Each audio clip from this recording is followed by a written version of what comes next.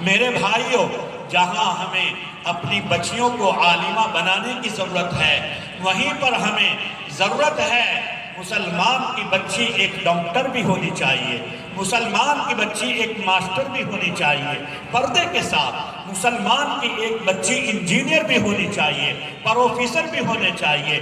جہاں مسلمان کو ایک ڈاکٹر کی ضرورت ہے، جہاں عالم کی ضرورت ہے، حافظ کی ضرورت ہے، امام کی ضرورت ہے، مدرس کی ضرورت ہے، مؤذن کی ضرورت ہے، وہیں مسلمان کو ایک مسلمان ڈاکٹر کی بھی ضرورت ہے، ایک مسلمان پروفیسر کی بھی ضرورت ہے، ایک مسلمان انجینئر کی بھی ضرورت ہے۔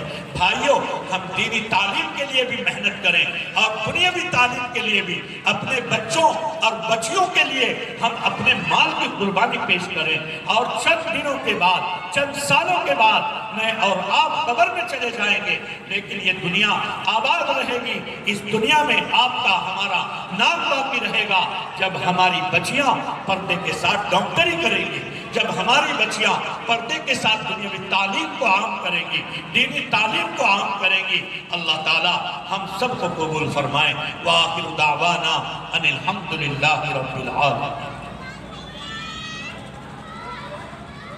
ماشاءاللہ، آپ کے اس ادارے روضۃ العلوم میں 12ویں تک کی بچیوں کو دنیاوی تعلیم کی بھی تیاری کرائی جاتی ہے۔